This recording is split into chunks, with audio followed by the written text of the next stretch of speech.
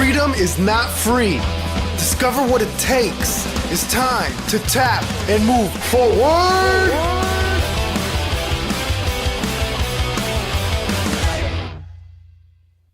Hello and welcome to Tap and Move Forward. I'm your host, Lynn Shelley. I'm really excited about today's guest. She's the first female interview on the show, and she is one of the girls I personally went to basic training with. Our beds were right next to each other, so we literally started our military career together. And since then, she has deployed twice and has been working in a canine unit for the last 3 years. She has earned many achievement medals, including top dog at canine school. Here's the interview with Chelsea Bowe. Why did you join the military and how old were you? I was 20 years old when I decided to join the military. I took my 2 years, my kind of gap years after high school, where most people are joining, right at 18. I was still figuring out what I wanted to do. So I took a couple years and just worked some kind of weird, odd jobs while I was searching for my real career path. And I'd always known that I was drawn to like the military type of lifestyle or law enforcement or some type of very active kind of upbeat career and lifestyle. So I started looking into the military and different careers and different branches. I was drawn towards the Air Force because I have family members who have been in the Air Force. My uncle and my grandfather were both Air Force officers, pilots. So I was, leaning more towards the Air Force at that point. I kind of laugh when I talk about how I actually found my career path, which is a military working dog handler. I was on the Air Force website looking at different careers, and in the corner of the screen, there's a little icon of a German Shepherd. There's a little German Shepherd head, and I was like, "Oh, dog! What is that? I want it." And, I clicked on that, and it popped up with the military working dog program, and I was hooked from right there. I've always been a dog lover, and it was through security forces, which is a military law enforcement job. And it just all made sense right there. I had no question about it. This is what I'm going to do. I'm going to security forces, and then I'm going to be a military working dog handler, and that's what I'm going to do. That's actually one of my earliest memories of you since we went to basic training together. I remember you talking about that was what you were going to do. Like, you were in it to be in a canine unit. You were working with military working dogs. Mm-hmm. And I was so happy when I saw on your Facebook that you made it. Yeah. Were there some surprises or bumps along the way getting there? There were. So when I originally applied, after my first couple years as being a straight leg security forces member, I applied, and that's actually when sequestration was happening, and they put a hold on all retrains or cross trains. So my package got, denied along with everybody else who had applied for any kind of retrain at that point. So I had to wait. I ended up deploying after that on my first deployment. And then when I came back, I applied again once everything was freed up again. And I made it at that point. So I was super lucky. I was actually also really lucky that I didn't make staff my first time when I was testing for staff sergeant, because they weren't accepting staff sergeants at the time for the canine shred. Oh, wow. So it helped you out that you hadn't promoted yet. Yes, because I actually knew someone who had applied and got accepted to canine school, and they had their date for their class, a few months ahead. This is your class start date, all the information. And then they made staff. They got their line number for staff sergeant, and their orders to canine school got cut. They're like, sorry, nope. You're me staff. We're not accepting staffs at the time, really. So I was very, very happy with myself for not making staff the first time. Blessing in disguise. Yes. So if you could give any advice to a newly enlisted member, what would it be? I feel like new enlistees that are going into basic training prepare themselves physically and don't really understand how much they have to prepare mentally and emotionally as well. That's one thing I think my recruiter was pretty good at with me is communicating that to me, that it's a mental game as much as it is a physical challenge. So, I mean, you saw going through basic training with me that we had people dropping like flies, within the first couple weeks. And, throughout the rest of the training, because not because they couldn't handle it physically, because they, everybody gets better physically and everybody improves. But they just couldn't handle it. They couldn't handle, the mental strain and the emotional toll that the training instructors implement on you. Right. And yeah, I think that would be my biggest, I guess, little bit of advice is for before you're going into basic training, into any branch, is kind of prepare yourself mentally that it's going to be super stressful. It's going to be probably the most stressful time of your life, mentally and physically. It's going to take a toll on your mind and body. So kind of prepare for that, but also to know that it is only temporary, and that your training instructors, even no matter how mean they seem at first, they're doing it to build and form, you into this productive military member. They break you down so that they can rebuild you into what you need to be for the military. So that would be my piece of advice is know it's temporary and know it's everything they do is actually for a purpose. It's not to be mean. It's not to make you quit. Right. Don't take it personally. Mm-hmm. Yep. Is there something you did specifically to help you prepare for the mental game? So for me, I've kind of always been pretty mentally tough, and like I said, my recruiter did a pretty good job of informing me and communicating that to me that it is all a mental game. And I had some other friends who had joined the Air Force actually just before I did, and I heard their stories from basic training and kind of the funny things that the TIs would do. And so I kind of took it all as serious, not that anything's a joke, because everything that they're doing is serious, but, to take everything kind of with a grain of salt. And when times are tough and stressful, to kind of just laugh about it. So, on the inside, right? On the inside, not on the outside. Don't show it on your face. No. Oh, no. Do not get caught. Laugh on the inside. So you said that you've deployed. How was that experience?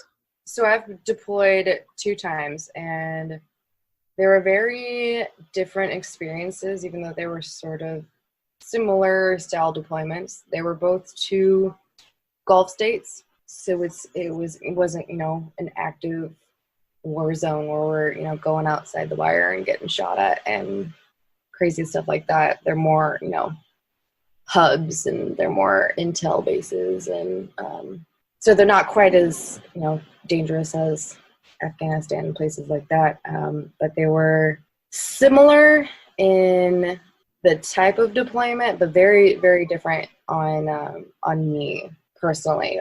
For one of the reasons was I actually had a different job when I was there on the 2 deployments. My first deployment was before I went canine, and my second deployment was after I went canine. So very different experience deploying with a dog. And it was awesome. It was, I'd say it was just an experience that's hard to describe, because you have this dog that you have this bond with, and even if you don't have your close friends or family there for you on a deployment, which is hard on everyone, but at least I had my dog that I could talk to, who obviously doesn't talk back, but I can at least vent to. So would you say your second deployment was a little bit easier because you had that bond with your working dog? I'd say yes. And leadership makes a huge difference in every unit too. So I'd say my second deployment, I had better leadership. Not that the first deployment had bad leadership. It was just that the second one where I had my dog, it was a really good working environment all around. So I was happy to go to work. And on my off time, I was focusing on health and fitness and going to the gym and running with my dog and improving with my dog and our skills as a dog team. And it was just 6 months of good work environment and self-improvement. And that to me makes a good deployment. A lot of people kind of just take it as, I don't want to say vacation. Probably not a vacation. Yeah, I don't think they take it as a vacation. But I have noticed that like when I deployed, not everybody was necessarily committed to their version of self-care or making sure that they were making the best of the time that they were away, which can make it even worse. It can make you struggle even more. Mm-hmm. Did you do the same type of things on your first deployment to help deal with the stress? I'd say, well, another reason the deployments were very different is because actually my first deployment, I deployed there with my boyfriend at the time. So, wow. Which was lucky, which I pretty much never hear of. But we got tasked on the same small deployment team, and so everything I got to do on that deployment, I got to do with my boyfriend. So you always have deployed with someone close to you? Pretty much. That's lucky. That's awesome. My luck is about to run out in the Air Force. I feel like I'm probably the luckiest person the Air Force has dealt with. I'm ready for my luck to run out. I'm ready for the big old shaft of the Air Force. I don't know. I think sometimes people who are on top of their game are the lucky just seems to naturally follow them. So well, I hope it continues. Oh, I really do. What was the scariest part of your career and how have you dealt with it? So, believe it or not, I'd actually say right now is kind of the scariest part of my career. Right now, I'm in the Republic of Korea. Good old South Korea again for my second time, my second year here. And Korea is awesome. Korea is an awesome short tour. I'd highly recommend it. But I, like many other people, don't have a follow-on assignment. So I am waiting very impatiently and very nervously to find out where the Air Force is going to send me after this. And this is where I feel my luck's going to run out, because I've only gotten good assignments. I've only gotten good deployments and good leadership and dogs and trainers, and I'm just ready to get shit on. I'm ready. I'm just very nervous about where I might go after this. So how are you preparing and dealing with that then? A lot of just talking to friends and family back home who are very encouraging and uplifting. Another unfortunate part of my situation right now is that I actually broke my ankle about 2 months ago. So I'm currently in a cam boot with fractures and ligament tears in my ankle, which prevents me from being able to work a dog. So I'm currently not doing the canine thing, even though, I still have the title, I guess. I still have the job, qualifications. But right now, since I'm physically unable to work a dog, I'm just working BDOC, which is the Base Defense Operations Center, indefinitely. So that just makes things even more stressful, that I can't even vent to my dog on a daily basis. And I'm sitting up at the desk doing something I'm not passionate about, and it's just frustrating. So having those really great friends and family back home to just talk to, who are really uplifting and positive when I can get really negative, is extremely helpful, because I don't have my dog to vent to, don't have a boyfriend to vent to, I don't have a husband. So you're finding the relationships that you can rely on to help you work through it. Yeah, absolutely. I have a really great group of friends and family, of course. So, which is another reason I would love to go back to Colorado, because that's where I'm coming from. That's where my good group of friends are, besides my hometown in California. But yeah, I'd really just like to get back to the States, and be with friends and family again. And my dogs. I have two, personal dogs back home being watched by friends and family. So miss the crap out of them. If you could go back to yourself as a brand new enlistee, what one piece of advice would you give yourself? Ooh. I would definitely advise myself not to cut corners. That's something that, of course, we're trained into it, and military training is, detail, not cutting corners, is doing everything to the fullest and the best you can do it. Once you get out of basic training and you get out of tech school, and then you get to your first assignment, and then you're doing on-the-job training with some older airmen or soldiers or Marines or whatever service member. You're doing your training with them, who maybe have a different view, and maybe they're a little more negative, and they've been trying to cut corners, and then you learn to cut corners, and that's when you slip up on the little things. So I feel like that's a big mistake that most new airmen actually make once they're out of basic training and tech school and they get to their first assignment, is they start to relax, and they get kind of complacent with the routine, and that's not just a security forces thing. I'm sure that's any job thing. There's always ways to cut corners and Yes, get kind of lazy. Absolutely. And, depending on what your unit has going on, or how they train you, or how long they've been around, or what habits they have going on, all sorts of things can impact that, for sure. Yep. You get really clear on attention to detail during basic, or you should, considering how much they emphasize it. Yep. But it can be easy to lose it because of social aspects. Yep, absolutely. What do you consider your greatest military accomplishment, and why? For me, it was actually just getting accepted to canine school. It was actually succeeding and getting into the career field that I joined for. It's what I'm passionate about. It's what I know I'm good at. It's what I know I'm best at as far as any military career.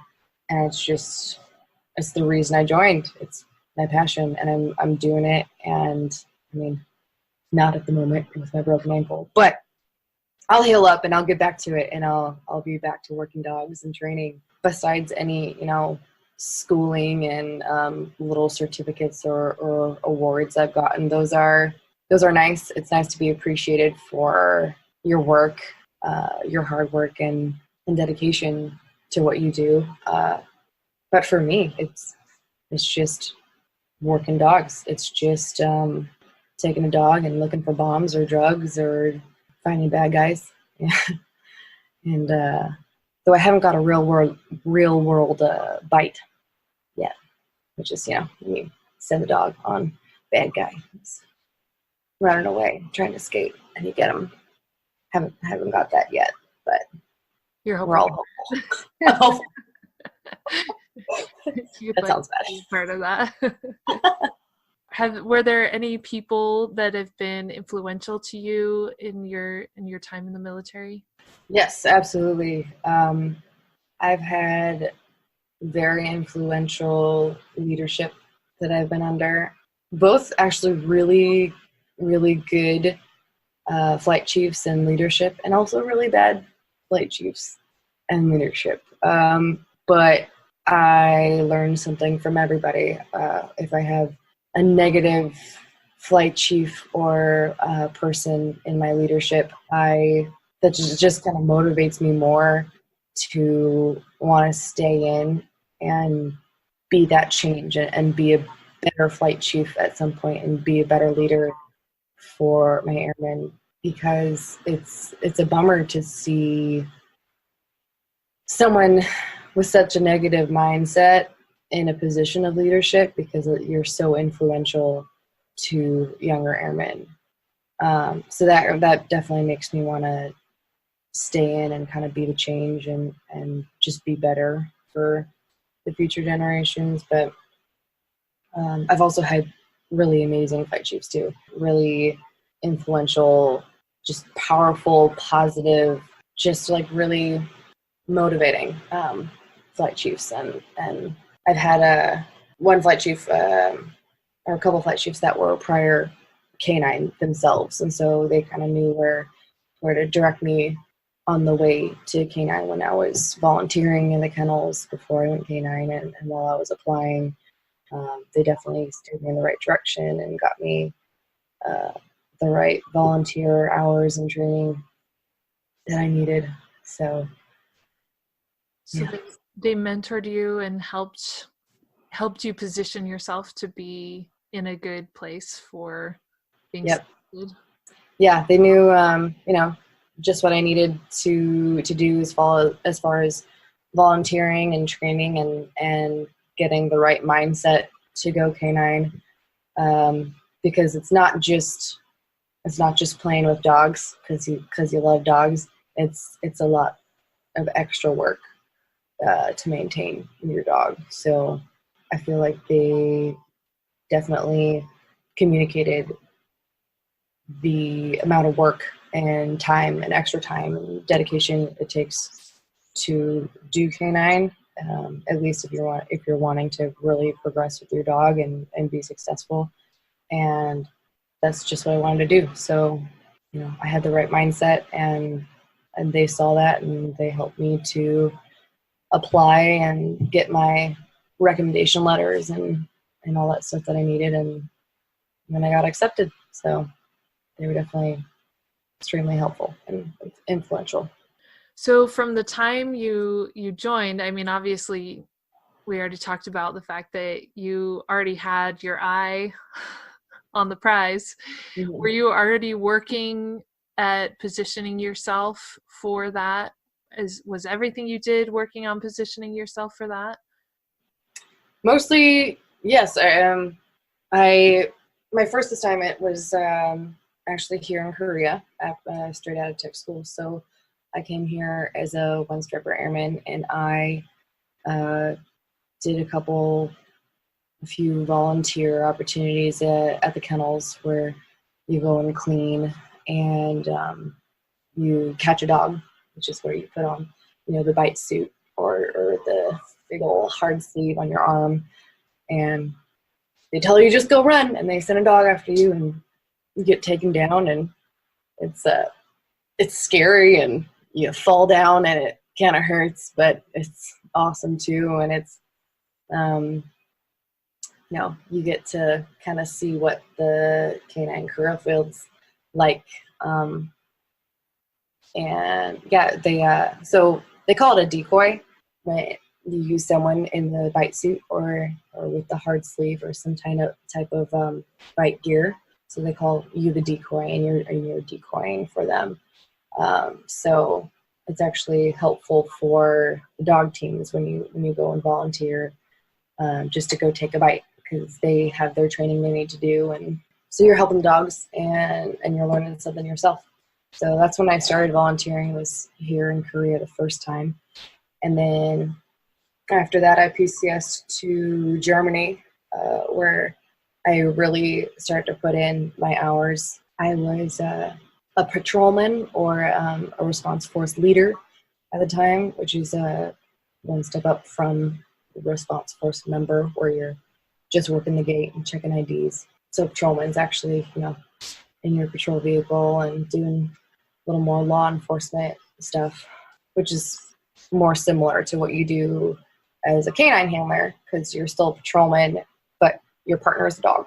So I started building that as a patrolman, and I started volunteering more hours in the kennels there in Germany, and that's where I had my flight chief, who was prior canine, who really started teaching me more about the canine career field and decoying and just all the extra time and effort you need to put in. So that's where I started really building.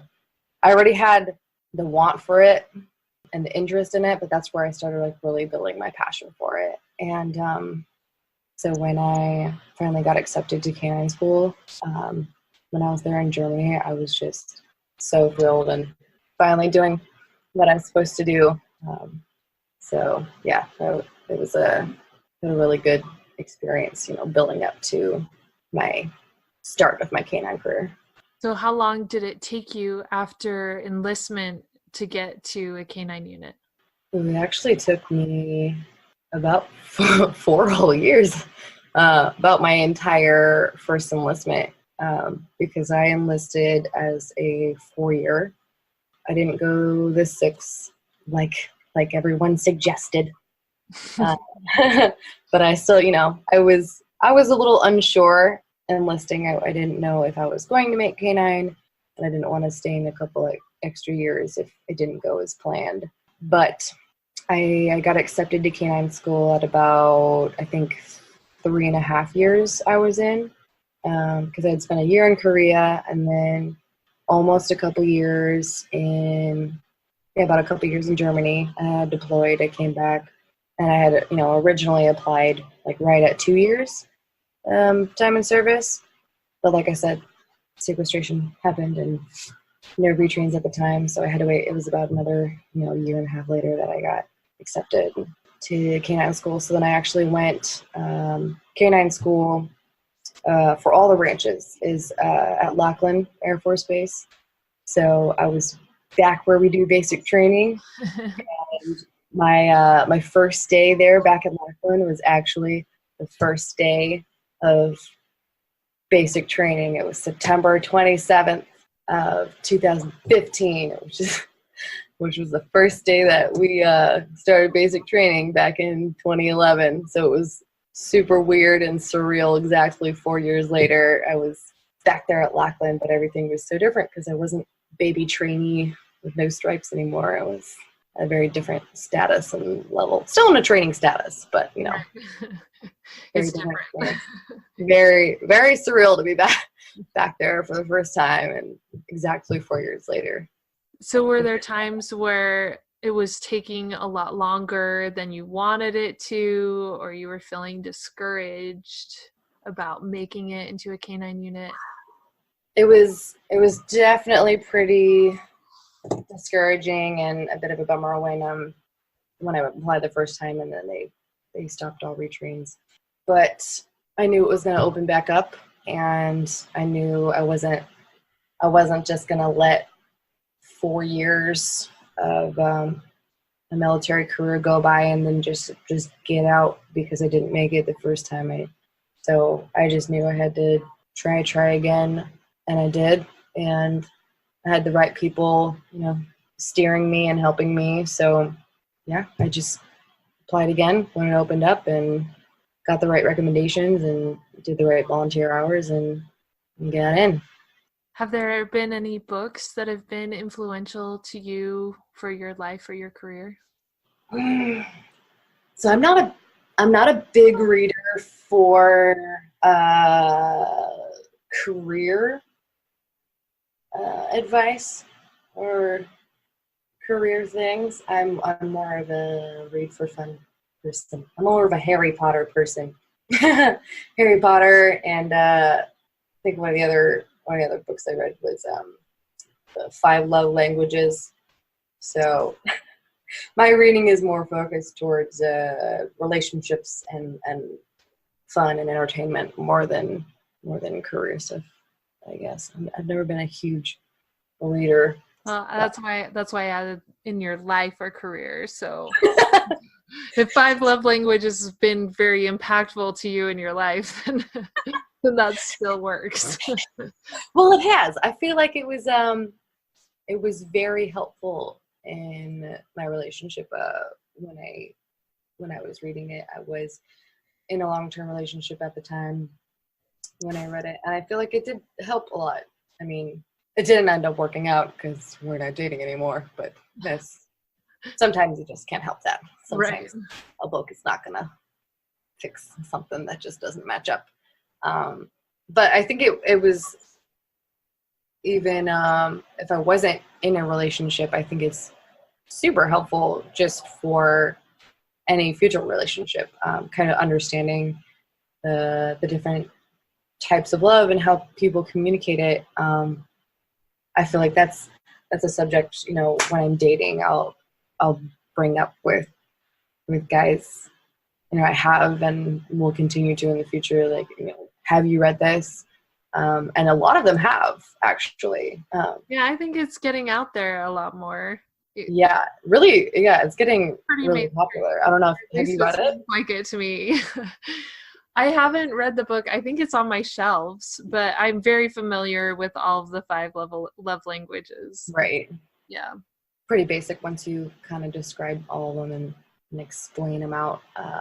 Yeah, that's been definitely very helpful and positive in relationships, kind of understanding that, gauging kind of if it's going to work out or not. Are there any behaviors or skills that you learned in the military that are important to you or that you use a lot? Organization, definitely. I feel like I've always been a very athletic person and fairly mentally tough, very strong-willed, but I was always very messy. You can ask my mom growing up. She would always try to come in and clean my room. Hated it.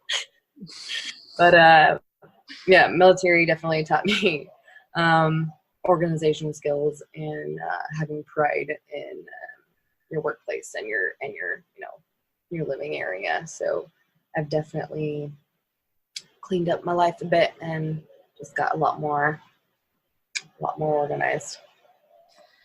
I remember another thing from basic training that you would be the one that you were the one that was helping me with my blues and getting all of the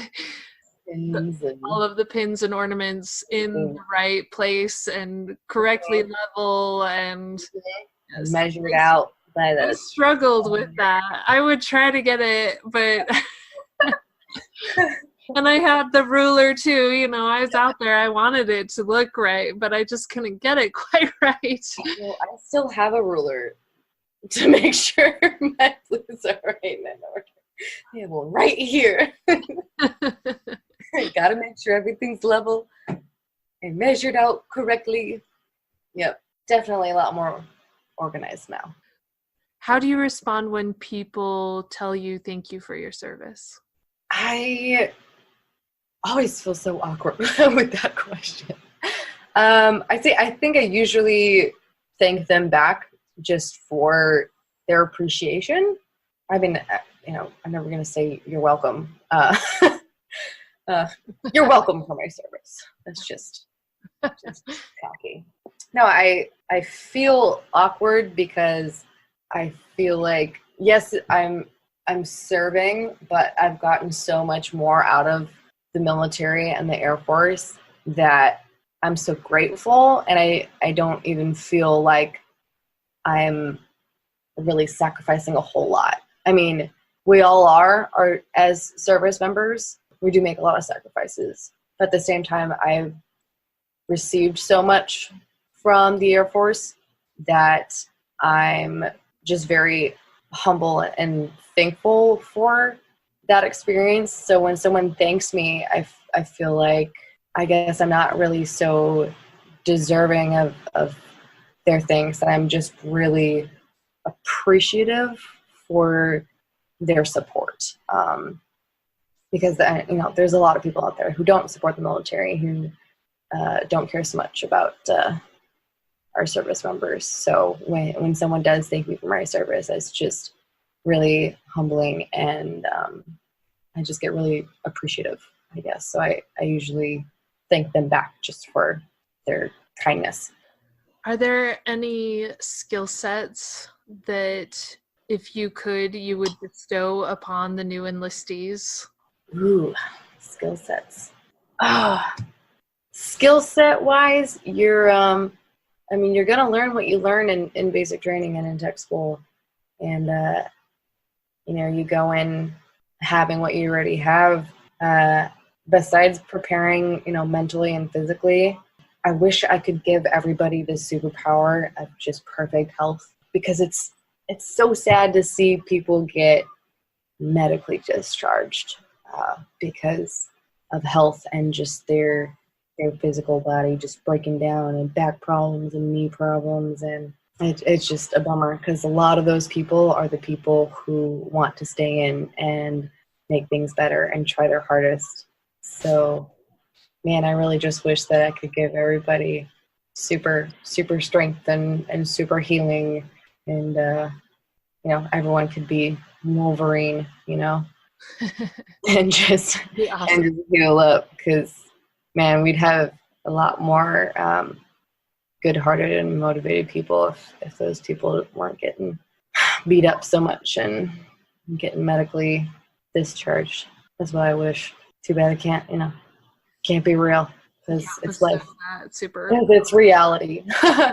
Well, Chelsea Bow, thank you so much for being on the podcast. It's been so much fun to catch up with you, and I'm so proud of you for sticking with your dream and for making it to the canine unit. Yeah, dude, I'm so happy to catch up with you too. I'm so glad you could have me on your awesome podcast. I hope you enjoyed this episode and found a new mindset to help you excel. I loved that Chelsea doesn't get upset if she struggles with a leader, but is inspired to learn from them and stick around to be a better leader herself. If you want to know more about Chelsea or see pictures of her and her working dog, a link to her Instagram is in the show notes, or you can visit www.tamfpodcast.com/BOE.